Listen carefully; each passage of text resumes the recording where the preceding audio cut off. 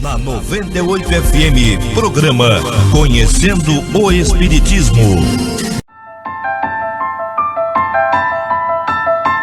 De todos os desvios da vida humana, o suicídio é talvez o maior deles pela sua característica de falso heroísmo, de negação absoluta da lei do amor e de suprema rebeldia à vontade de Deus, cuja justiça nunca se faz sentir junto dos homens sem a luz da misericórdia.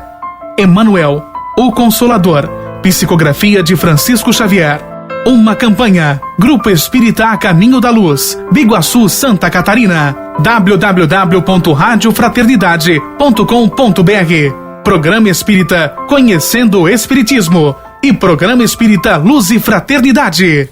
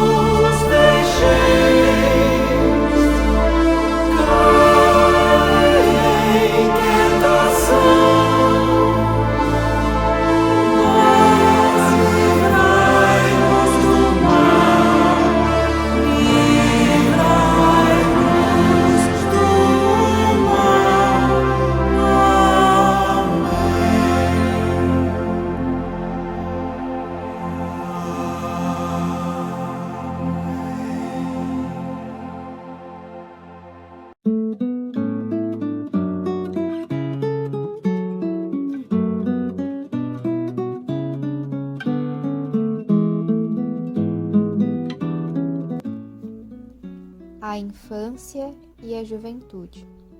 Fazendo considerações sobre a importância da educação moral em nossas vidas, Allan Kardec comenta em O Livro dos Espíritos, questão 685. Considerando-se a multidão de indivíduos que todos os dias são lançados na torrente da população, sem princípios, sem freio e entregues a seus próprios instintos, serão de espantar as consequências desastrosas que daí decorrem? A questão levantada por Kardec toca fundo nos graves problemas que a humanidade hoje enfrenta: violência, miséria, ignorância, uso de drogas e outros procedimentos que geram insegurança individual e social. A instrução puramente intelectual, o ensino da ciência materialista, os simples noções de matemática e economia, que compõem a base dos programas escolares, não são suficientes para dar ao ser humano um real sentido à própria existência. É necessário o conhecimento da realidade espiritual, a qual dá ao ser humano objetivos que vão além dos limites da existência física. acompanhado do conhecimento das leis morais que regem a vida, emanadas do Criador. Essas leis morais, apresentadas pela doutrina espírita, com extrema clareza e que orientam ao ser humano para a prática do amor fraternal, do trabalho construtivo, do progresso moral, do respeito à natureza, proporcionam um lógico sentido à vida, formando homens de bem que cumprem a lei de justiça, de amor e de caridade na sua maior pureza e vivem em paz com a própria consciência. É com esse objetivo que as instituições espíritas, voltadas à difusão do espiritismo e à construção de um mundo melhor, vêm promovendo e realizando o ensino da evangelização de Jesus à luz da doutrina espírita para a criança e o jovem, oferecendo aos espíritos recém-reencarnados os esclarecimentos e as orientações indispensáveis à edificação de hábitos bons, que lhes permitam conhecer e alcançar o objetivo espiritual da sua existência, o progresso moral e intelectual. Conforme ainda destaca Allan Kardec, na questão citada, faz-se necessária educação moral, que consiste na arte de formar caracteres, que incute hábitos, porquanto a educação é o conjunto de hábitos adquiridos. A desordem e a imprevidência são duas chagas que só uma educação bem entendida pode curar. Esse é o ponto de partida, o elemento real do bem-estar, o penhor da segurança de todos.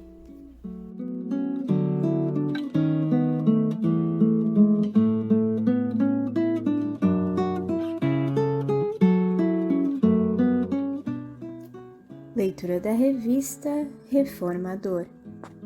Novos tempos, novos desafios.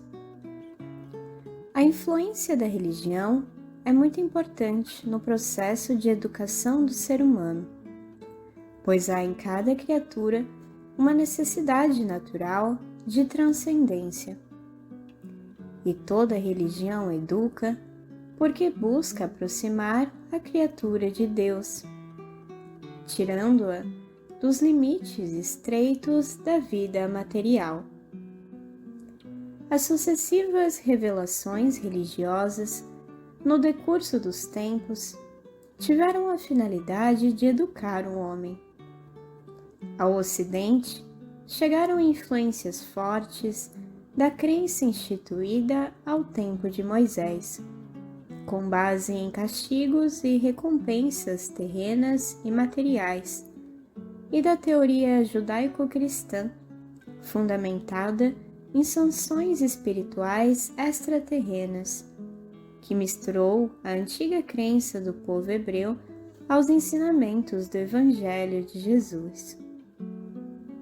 As religiões que se baseiam nessas ideias, de modo geral, procuram orientar os homens para a prática do bem, como caminho para Deus, mediante ameaças de castigos e promessas de recompensas.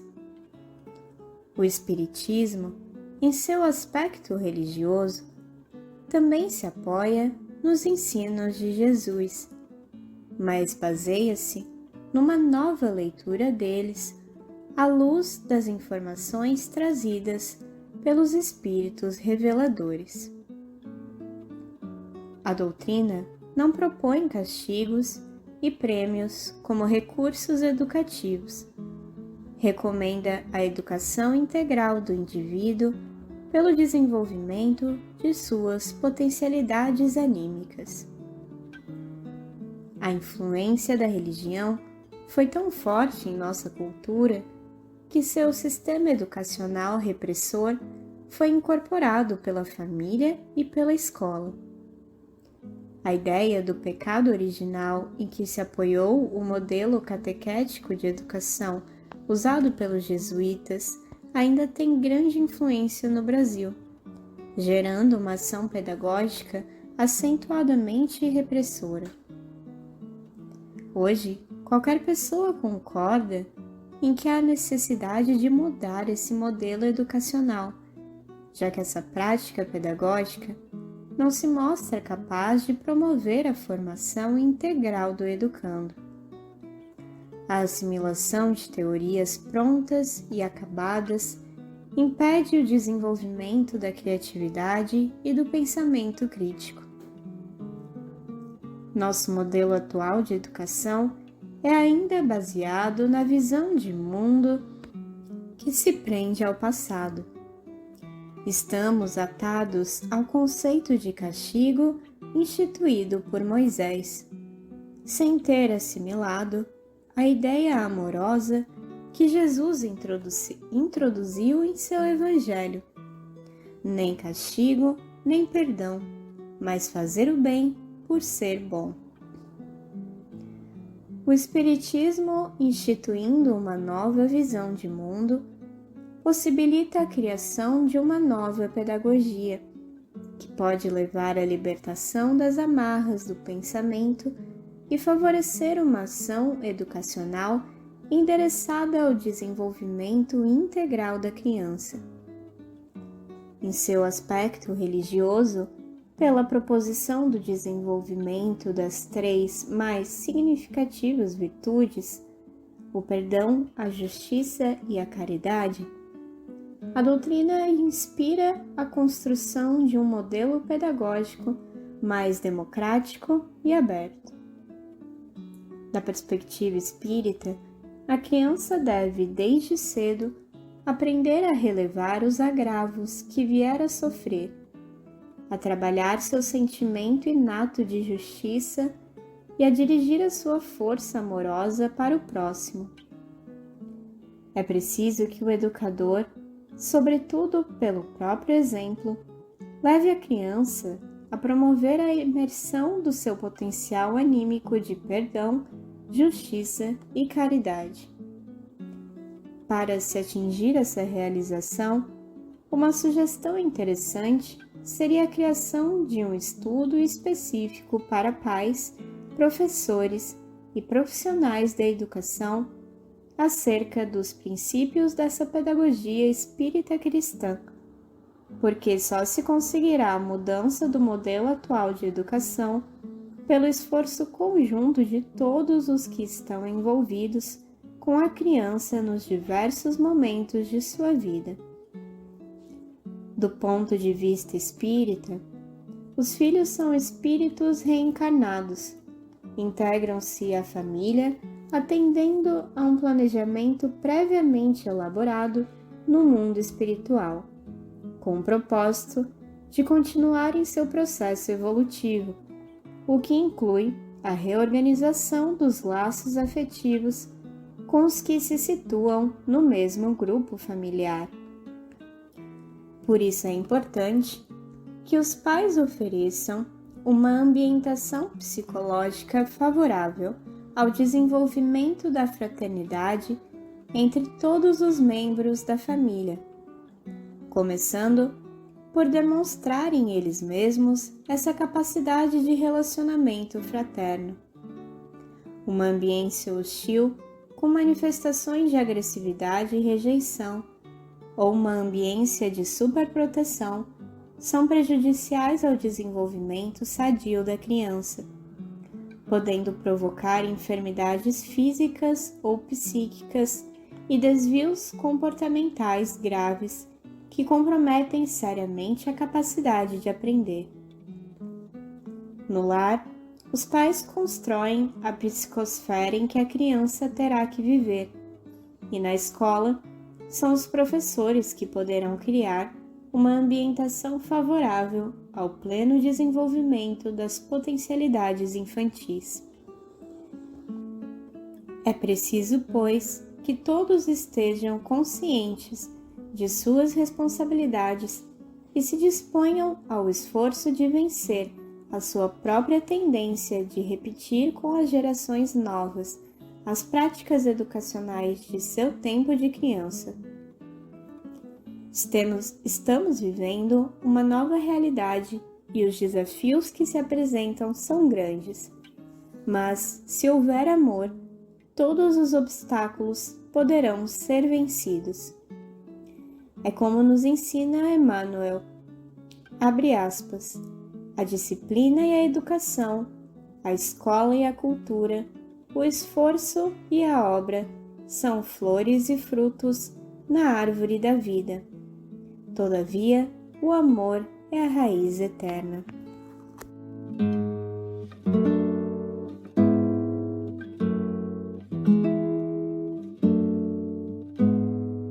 Evangelização Espírita Infanto-Juvenil. Semear é confiar na colheita.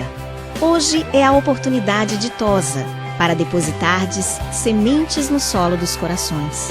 Amanhã será o dia venturoso de colherdes os frutos da paz. Francisco Thyssen. Coopere com Jesus. Participe dessa semeadura.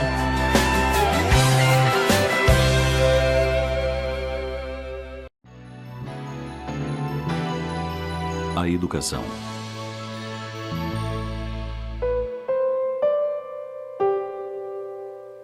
Um dia desses lemos em um adesivo colado no vidro traseiro de um veículo a seguinte advertência: minha educação depende da tua. Ficamos a imaginar qual seria o conceito de educação para quem pensa dessa forma. Ora, se nossa educação dependesse dos outros, certamente seria tão instável quanto a quantidade de pessoas com as quais nos relacionamos. Ademais, se assim fosse, não formaríamos jamais o nosso caráter. Seríamos apenas o resultado do comportamento de terceiros. A refletiríamos como se fôssemos um espelho. A educação, segundo o codificador do Espiritismo Allan Kardec, é a arte de formar caracteres e, por conseguinte, é o conjunto de hábitos adquiridos. Assim sendo, como fica a nossa educação se refletir tão somente o comportamento dos outros como uma reação apenas? O verdadeiro caráter é forjado na luta por dominar as más tendências, por não revidar uma ofensa, por retribuir o mal com o bem. Um amigo tinha o costume de dizer: bateu, levou. Um dia perguntamos se ele admirava os mal-educados que tanto criticava. Imediatamente, ele se posicionou em contrário. É claro que eu não aprovo pessoas mal-educadas. Então questionamos outra vez: se não os admira, por que você os imita? Ele ficou um tanto confuso, pensou um pouco e respondeu: de fato deveríamos imitar somente o que achamos bonito.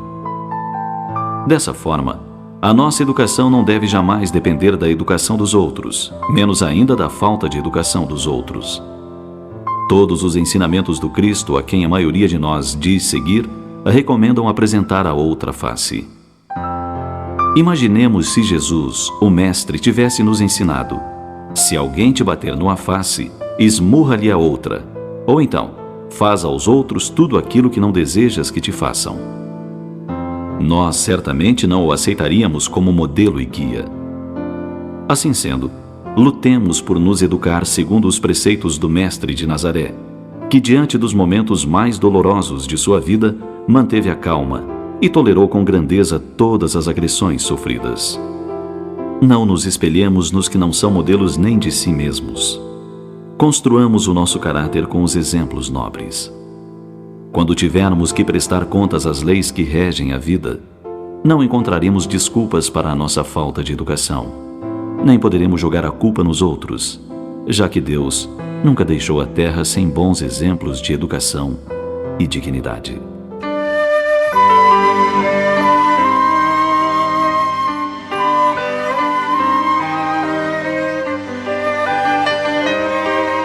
Não adotemos os costumes comuns que nada têm de normais. O normal é cada um buscar a melhoria íntima com os recursos internos e externos que Deus oferece. As rosas, mesmo com as raízes mergulhadas no estrume, se abrem para oferecer ao mundo o seu inconfundível perfume. O sândalo, por ser uma árvore nobre, deixa suave fragrância impregnada no machado que lhe dilacera as fibras. Assim, nós também podemos dar exemplos dignos de serem imitados.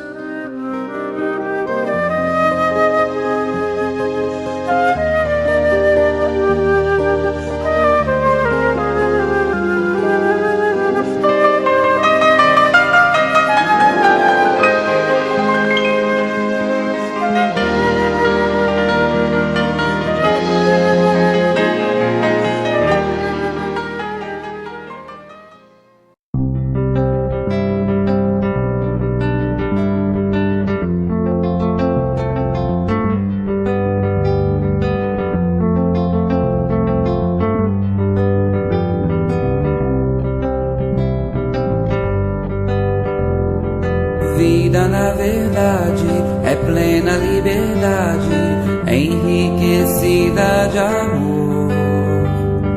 Força da vida, o bem, em plenitude.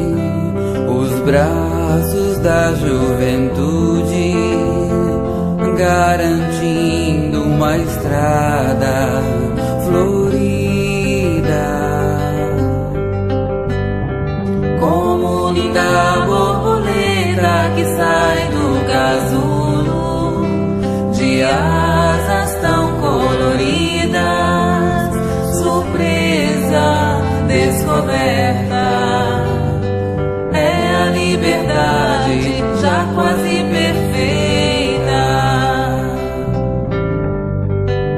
Juventude e vida, o saber namora o coração. O pai conta com a definição de quem na verdade valoriza a vida. Juventude e vida, o saber namora o coração. O pai conta com a definição de quem na verdade valoriza a vida. Vida, na verdade, é plena liberdade, enriquecida de amor. Força da vida, o bem, em plenitude. Os braços da juventude, garantindo uma estrada florida. Como linda borboleta que sai do casulo, de asas tão coloridas, surpresa, descoberta. É a liberdade já quase perfeita. Juventude e vida, o saber namora o coração. O pai conta com a definição de quem na verdade valoriza a vida. Juventude e vida, o saber namora o coração. O pai conta com a definição de quem na verdade valoriza a vida. Juventude e vida, o saber namora o coração. O pai conta com a definição de quem na verdade valoriza a vida.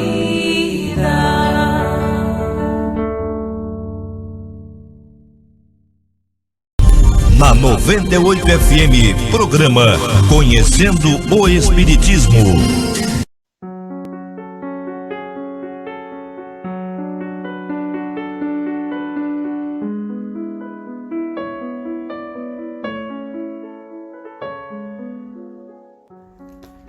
O Evangelho por Emmanuel.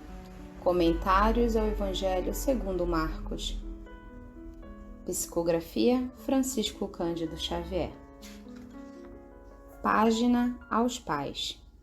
Por maiores que sejam os compromissos que te prendam às obrigações dilatadas na esfera dos negócios ou na vida social, consagrarás à família as atenções necessárias.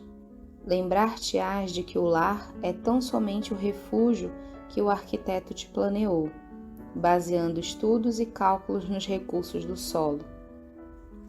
Encontrarás nele o templo de corações em que as leis de Deus te situam transitoriamente o espírito, a fim de que aprendas as ciências da alma no internato doméstico.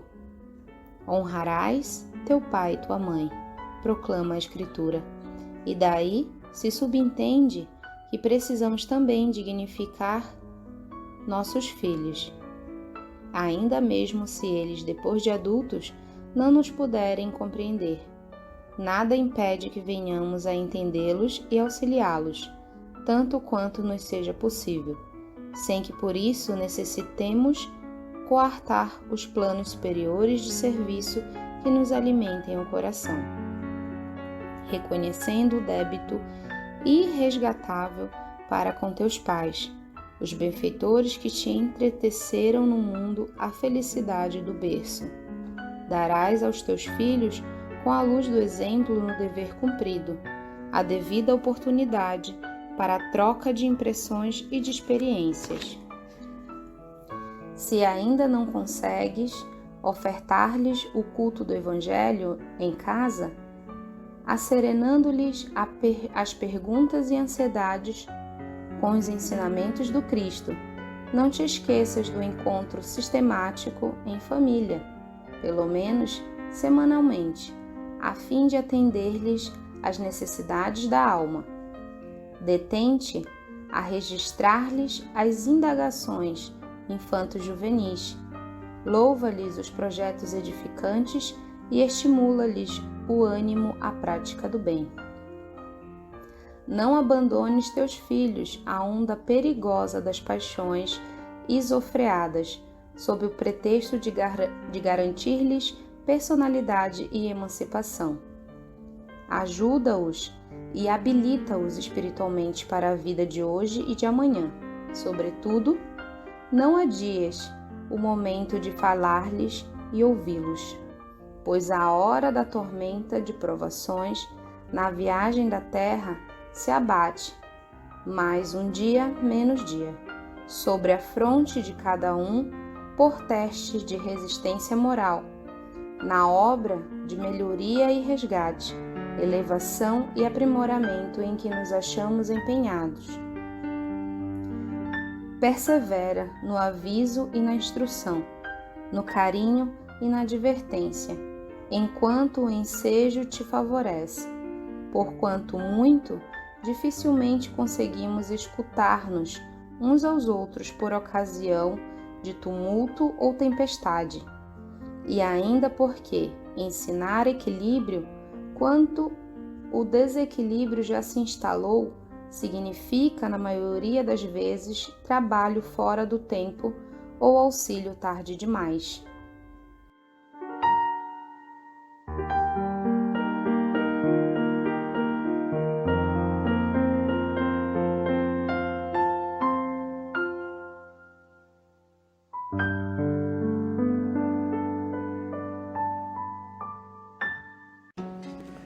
O papel da família.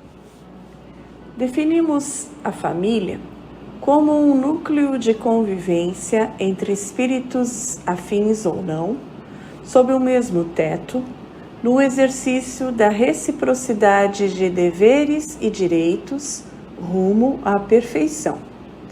É o alicerce sobre o qual está construída a sociedade. Apesar das afirmações irrefletidas de alguns que a consideram, na atualidade, como uma instituição falida, quando analisada de forma integral, considerando os aspectos material e espiritual, conclui-se que a família apenas vive uma crise natural. Assim podemos interpretar, já que em seu seio reúne espíritos de variados níveis evolutivos, credores e devedores, ante as leis universais, na árdua labuta indispensável ao processo evolutivo. Enfatizamos que essa reunião de seres de variados níveis evolutivos não acontece aleatoriamente, sendo efeito de vínculos espirituais gerados através dos séculos.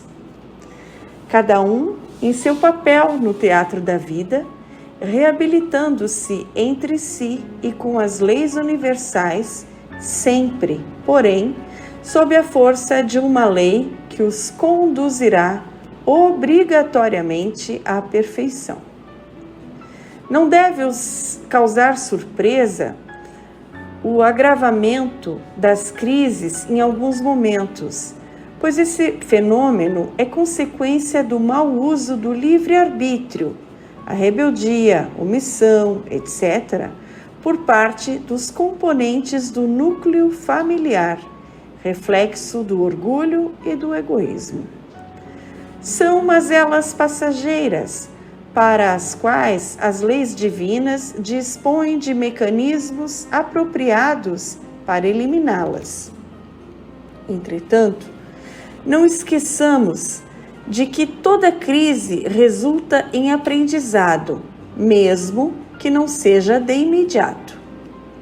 As repetidas experiências no núcleo familiar, em regime de reciprocidade, direitos e deveres, proporcionam importantes lições para o processo evolutivo de seus componentes. Os problemas comuns resultam na lição. A necessidade de cada um torna-se a necessidade de todos. Este mecanismo gera o exercício da solidariedade, instrumento indispensável para o êxito de qualquer agrupamento social. A necessidade de direitos individuais gera delimitações a serem respeitadas. Apesar das dificuldades iniciais, surgirá com o tempo o senso de justiça. O direito de cada um termina onde inicia o direito do outro, princípio da justiça, conforme nos é ensinado na questão 875 de O Livro dos Espíritos. Como se pode definir a justiça? A justiça consiste em cada um respeitar os direitos dos demais. É necessário que cada um compreenda a importância destas lições oferecidas pela vida em família, que ao serem transferidas para a sociedade, influenciarão positivamente a harmonia social, tendo em vista que eliminam duas grandes chagas que entravam o progresso, o orgulho e o egoísmo. Sabedores de que todos os componentes da sociedade realizam seu primeiro estágio no lar, qualquer projeto que vise a eliminação dos fatores de desarmonia social incorre em fracasso, se desconsidera a assistência à família. Investir em programas e projetos socioeducativos que despertem a dignidade, o respeito e o senso de justiça de seus componentes é estabelecer as bases para uma sociedade transformada e melhor. Atingido esse estágio de consciência sobre a importância da assistência familiar, uma questão se apresenta. Qual o instrumento a ser utilizado para tão importante projeto? Sem prescindir de outros fatores complementares, a resposta em todos os tempos, embora esquecida e ou confundida na prática, tem sido a mesma: educação. É oportuno salientar que não devemos repetir o erro secular de restringir a educação à instrução, acúmulo de conhecimentos, mas sim aquela que modela o caráter e desperta a ética. Outro questionamento, com certeza, será apresentado. Como podemos transformar uma sociedade constituída de criaturas portadoras de vícios já enraizados? Será possível aprumar árvores que se curvaram sob a ação do tempo? A proposta não tem como prioridade aprumar árvores velhas ou adultos imperfeitos, muito embora possamos usar escoras para que não se curvem ainda mais e percam a utilidade. As sucessivas reencarnações se encarregarão de realizar a transformação necessária. O foco principal são as plantas tenras que ainda não se curvaram, as crianças. Dirigir-lhes cuidados especiais, corrigindo tendências negativas e estimulando as positivas, gerando condições para que cresçam aprumadas. Entre tantos instrumentos pedagógicos disponíveis, não podemos esquecer, como espíritas, a evangelização infantil. Finalizamos oferecendo para reflexão a sabedoria milenar de Provérbios 22:6. Educa a criança no caminho em que deve andar e, até quando envelhecer, não se desviará dele.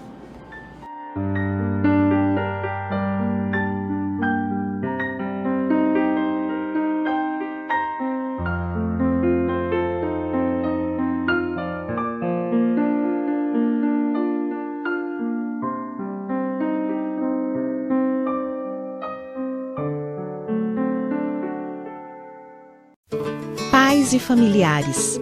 Deus colocou o filho sob a tutela dos pais, a fim de que estes o dirijam pela senda do bem. O Livro dos Espíritos, questão 582. Levem seus filhos à evangelização espírita. Participem das atividades e estudos oferecidos por sua casa espírita.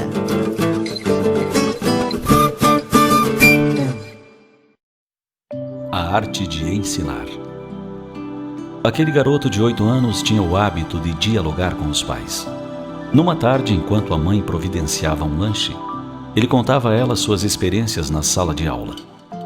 Comentava sobre cada professor, sua maneira de ser e de transmitir ensinamentos.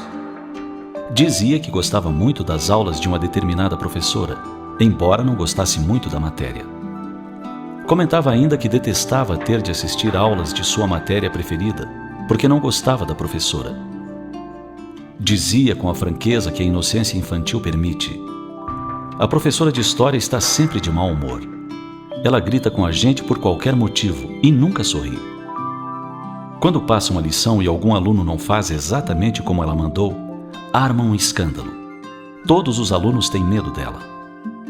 Já a professora de português está sempre sorrindo. Brinca com a turma e só chama a atenção quando alguém está atrapalhando a aula. Eu até fiz uma brincadeira com ela um dia desses, e ela riu muito. Depois de ouvir atentamente, a mãe perguntou: "E por que você não gosta das aulas de religião, filho?" "Ah", falou o menino, "o professor é grosseiro e cínico. Critica todos os alunos que têm crença diferente da dele e diz que estão errados sempre que não respondem o que ele quer ouvir." E antes de sair para suas costumeiras aventuras com os colegas, o garoto acrescentou: "Agora eu sei que, por mais complicada que seja a matéria, o que faz a diferença mesmo é o professor." De uma conversa entre mãe e filho, aparentemente sem muita importância, podemos retirar sérias advertências. E uma delas é a responsabilidade que pesa sobre aqueles que se candidatam a ensinar. Muitos se esquecem de que estão exercendo grande influência sobre as mentes infantis que lhes são confiadas por pais desejosos de formar cidadãos nobres. Talvez pensando mais no salário do que na nobreza da profissão, alguns tratem os pequenos como se fossem culpados por terem que passar longas horas numa sala de aula. Mais grave ainda é quando se arvoram a dar aulas de religião e agridem as mentes infantis com a pretensão de ser donos da verdade, semeando no coração da criança as sementes do ceticismo. Quem aceita a abençoada missão de ensinar deve especializar-se nesta arte de formar os caracteres dos seus educandos, muito mais do que adestrar-se para passar informações pura e simplesmente. É preciso que os professores tenham consciência de que cada criatura que passa por uma sala de aula levará consigo para sempre as marcas indeléveis de suas lições, sejam elas nobres ou não. É imprescindível que os educadores sejam realmente mestres no verdadeiro sentido do termo, que ensinem com sabedoria, entusiasmo e alegria, que exemplifiquem a confiança, a paz, a amizade, o companheirismo e o respeito. E aquele que toma sobre si a responsabilidade do ensino religioso deverá estar revestido de verdadeira humildade e da mais pura fraternidade, a fim de colocar Deus acima de qualquer bandeira religiosa. Deverá religar a criatura ao seu Criador, independente da religião que esta professe, sem personalismo e sem o sectarismo deprimente, que infelicita os seres e os afasta de Deus. Por fim, todo professor deverá ter sempre em mente que a sua profissão é uma das mais nobres, porque é a grande responsável por iluminar consciências e formar cidadãos de bem. Mestre verdadeiro é aquele que ajuda a esculpir nas almas as mais belas lições de sabedoria. O verdadeiro professor é aquele que toma das mãos do homem, ainda criança, e o conduz pela estrada segura da honestidade e da honradez. O mestre ideal é aquele que segue à frente, sinalizando a estrada com os próprios passos, com o exemplo do otimismo e da esperança.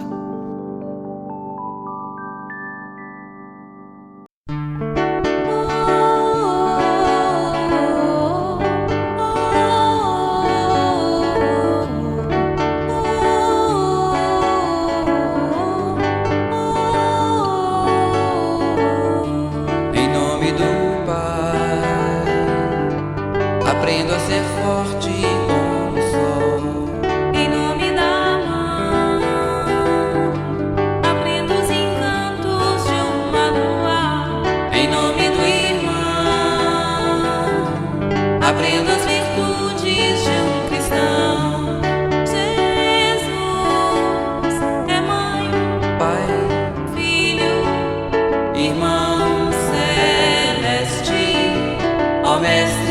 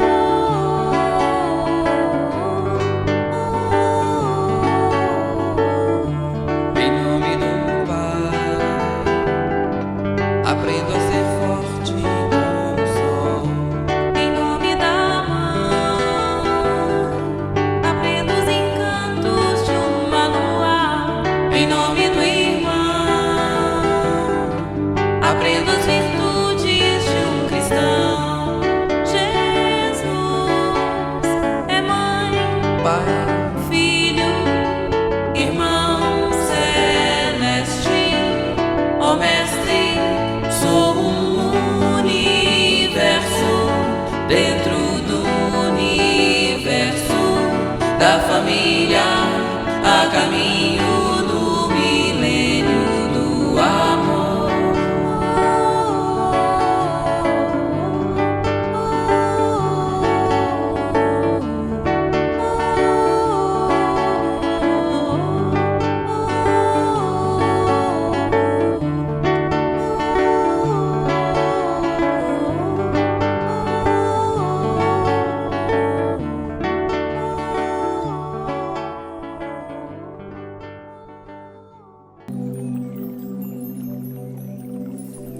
A caridade é um exercício espiritual.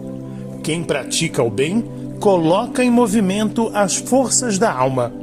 Quando os espíritos nos recomendam com insistência a prática da caridade, eles estão nos orientando no sentido de nossa própria evolução. Crê em ti mesmo. Age e verá os resultados. Quando te esforças, a vida também se esforça para te ajudar. Quanto mais te convences de que podes ser feliz, de que tens em ti os atributos da paz, ação, resistência e amor, mais as facilidades chegam a ti.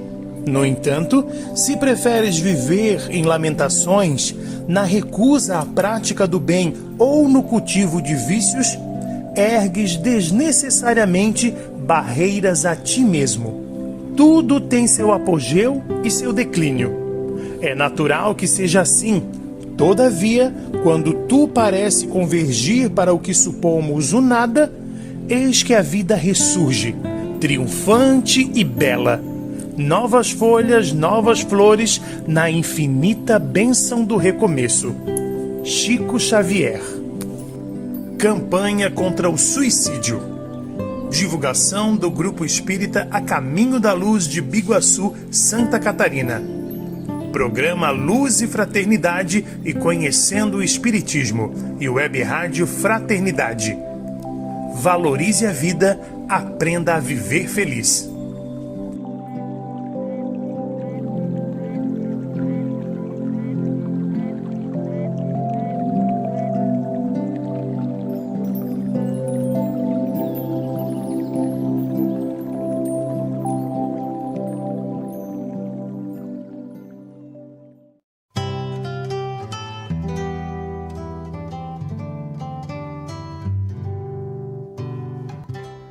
O Evangelho por Emmanuel.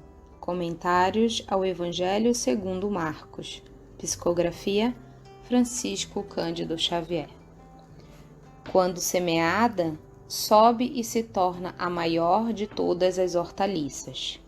Marcos, capítulo 4, versículo 32. Semeadura. É razoável que todos os homens procurem compreender a substância dos atos que praticam nas atividades diárias, ainda que estejam obedecendo a certos regulamentos do mundo, que os compelem a determinadas atitudes. É imprescindível examinar a qualidade de sua contribuição pessoal no mecanismo das circunstâncias, porquanto é da lei de Deus que toda semeadura se desenvolva. O bem semeia a vida, o mal semeia a morte. O primeiro é o movimento evolutivo na escala ascensional para a divindade. O segundo é a estagnação. Muitos espíritos, de corpo em corpo, permanecem na Terra com as mesmas recapitulações durante milênios. A semeadura prejudicial condicionou-os à chamada morte no pecado. Atravessam os dias, resgatando débitos escabrosos e caindo de novo pela renovação da sementeira indesejável. A existência deles constitui largo círculo vicioso, porque o mal os enraiza ao solo ardente e árido das paixões ingratas. Somente o bem pode conferir o galardão da liberdade suprema, representando a chave única suscetível de abrir as portas sagradas do infinito à alma ansiosa. Haja, pois, suficiente cuidado em nós, cada dia, porquanto o bem ou o mal, tendo sido semeados, crescerão junto de nós, de conformidade com as leis que regem a vida.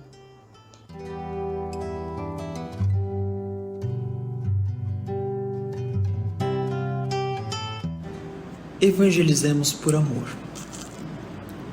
É através da evangelização que o Espiritismo desenvolve seu mais valioso programa de assistência educativa ao homem.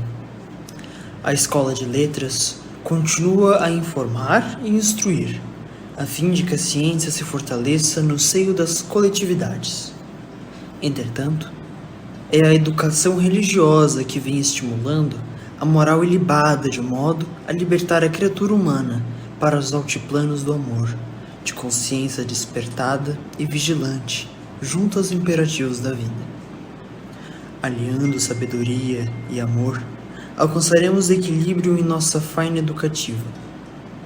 Eduque-se o homem e teremos uma terra verdadeiramente transformada e feliz. As palavras acima são introdutórias à lúcida comunicação do presidente da Federação Espírita Brasileira, Guilom Ribeiro, desencarnado em 43, psicografada pelo médium Júlio César Grande Ribeiro, durante o primeiro curso de preparação de evangelizadores em 1963, realizado pela Federação Espírita do Estado de Espírito Santo. A atualidade desse pequeno trecho transcrito nos remete às mais profundas reflexões, pois que a doutrina espírita cumpre um papel deveras significativo na renovação da humanidade. Os avanços tecnológicos, embora lancem o ser humano nas mais entusiásticas conquistas, não conseguem aliviar as suas inquietações, muito menos responder às indagações. Em seu constante jornadear pelos planos dimensionais da vida, o espírito imortal vem recebendo ao longo dos séculos a equivocada informação de que é herdeiro da culpa. Sabemos que muitos conceitos errôneos, ainda arraigados no comportamento humano, são heranças psicológicas seculares, inoculadas na mente das criaturas por um funesto processo religioso opressor. Invariavelmente, as propostas religiosas salvacionistas apresentam ao homem adulto a tábua de salvação para os seus males e culpas. Em contrapartida, o Espiritismo, com um propósito eminentemente educacional, nos compele a pensar. Em O Livro dos Espíritos, questão 383, Allan Kardec, junto às entidades veneradas, nos esclarece de maneira pedagógica quanto à imperiosa necessidade e valorização para o espírito da evangelização infantil. Indaga o insigne codificador: qual, para este, a utilidade de passar pelo estado de infância? Encarnando com o objetivo de se aperfeiçoar, o espírito durante esse período é mais acessível às impressões que recebe, capazes de lhe auxiliarem o adiantamento, para o que devem contribuir os incumbidos de educá-lo. A doutrina espírita veio ao homem para outorgar-lhe a alforria espiritual, ou seja, incitá-lo ao exercício do livre pensamento. Através da evangelização infantil, pode-se quebrar o círculo vicioso no qual o homem nasce e renasce em lares em que os conceitos de culpa ainda são largamente difundidos. Membros da parentela física de nossas futuras encarnações já se encontram em plena vilegiatura carnal, pois são as crianças de hoje. Que tipo de educação estamos legando às nossas crianças para que elas nos eduquem amanhã? Obteremos a resposta na prática, quando formos recebidos de volta para as lutas redentoras. A evangelização infantil é indubitavelmente o mais precioso recurso para a reforma do mundo. É na evangelização infantil que muitos paradigmas do medo há séculos estabelecidos são quebrados. É na evangelização infantil que se forja o homem de bem e se pode libertar da ignorância a alma humana. Lancemos mão dos recursos preciosos que essa escola oferece ao homem no processo de redenção da humanidade. Reflitamos com Guilom Ribeiro. Evangelizamos por amor. Auxiliemos a todos, favorecendo sobretudo a criança e ao jovem um melhor posicionamento diante da vida, em face da reencarnação. Somente assim plasmaremos desde agora os alicerces de uma nova humanidade para o mundo do porvindouro. É de suma importância amparar as almas através da evangelização, colaborando de forma decisiva junto à economia da vida, para quantos deambulam pelas estradas existenciais. E não tenhamos dúvidas de que a criança e o jovem evangelizados agora serão indubitavelmente aqueles cidadãos do mundo, conscientes e alertados, conduzidos para construir por seus esforços próprios os verdadeiros caminhos da felicidade na Terra. Um dos mais preciosos recursos para a educação da criança e do jovem é o livro espírita infanto-juvenil. Pais e educadores, leiam com seus filhos e para os seus filhos. A leitura é uma prática que ajuda a aproximar pais e filhos. A leitura fomenta o diálogo. A leitura forma o homem de bem. A leitura cria um elo de afetividade entre o educador e o educando. Evangelizar é amar, é instruir. Sigamos a advertência do Espírito de verdade. Espíritas, amai-vos. Este é o primeiro ensinamento. Instruí-vos, este é o segundo.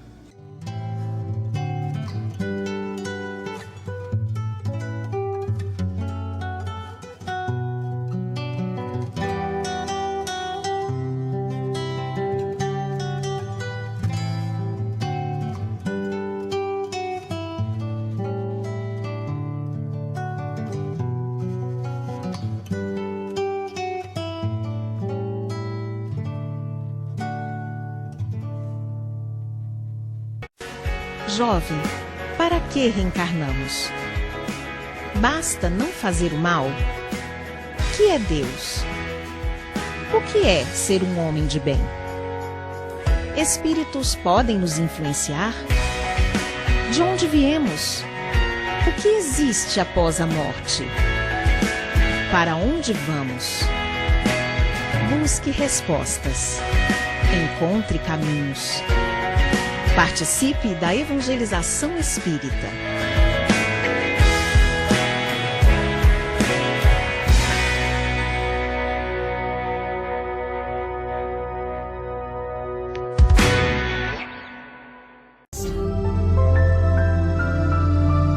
Luz do mundo.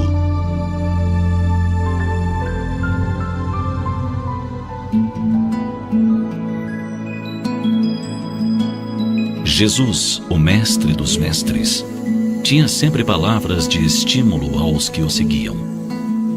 Ninguém como ele utilizou de forma tão excelente os vocábulos de incentivo a quem pretendesse estar com ele.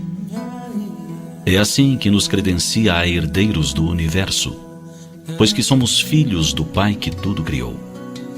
Bem como nos chama de filhos da luz, ramos da videira, aqueles que podem fazer tudo o que ele fez e muito mais.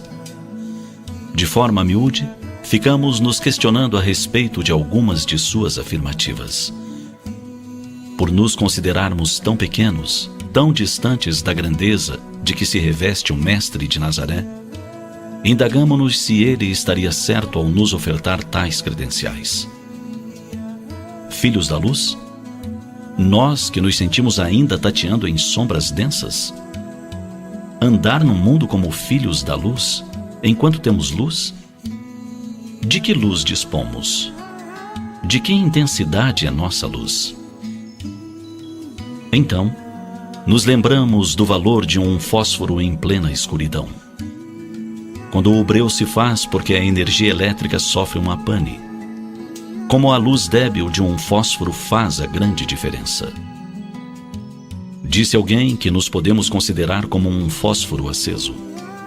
Sim, a chama não ilumina a grande distância, mas faz a diferença entre a escuridão total e uma pequena claridade. Claridade que nos retira por breves segundos embora da insegurança total das trevas. Claridade que nos permite ver o outro, perceber que não estamos sós, que mais alguém compartilha conosco daquela situação e nos darmos as mãos. Claridade que nos permite ir em busca de uma lanterna, de uma vela, de um lampião. Ou, se nada disso se tiver, acender um outro fósforo, e mais outro. Quem sabe, fazer um clarão maior, enquanto a energia elétrica não se restaura.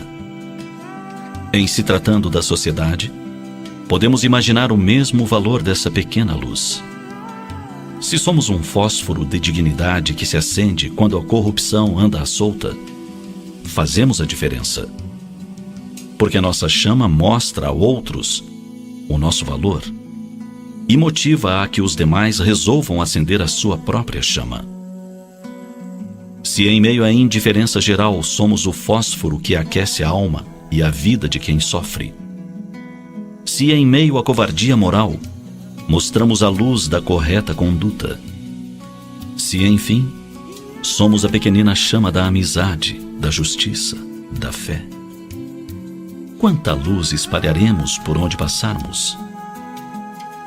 Tinha, portanto, toda a razão Jesus, ao nos estimular a andar no mundo como filhos da luz, andar enquanto tivermos luz.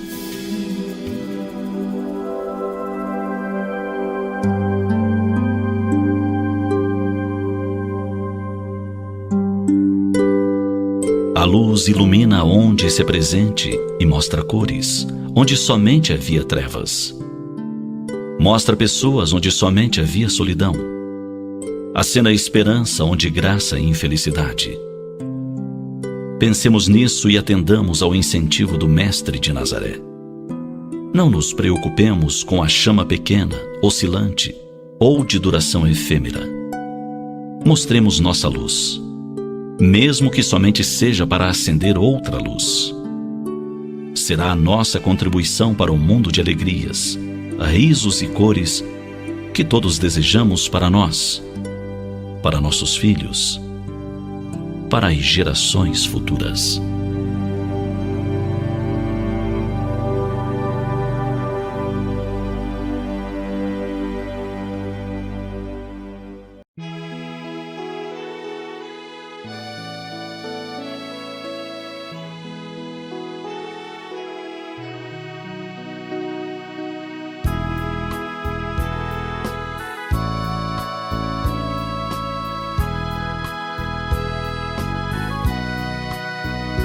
Você quer ver campos em flores, a natureza cheia de amor, plumas brancas de paz no ar. Evangelize, evangelize, de mãos dadas no trigal da vida, encontraremos Jesus criança, no calor das mãos pequeninas. Evangelize, evangelize, toda flor que vai crescer, vai o mundo perfumar. Não há tempo a perder, hoje é tempo de plantar. Evangelize, evangelize.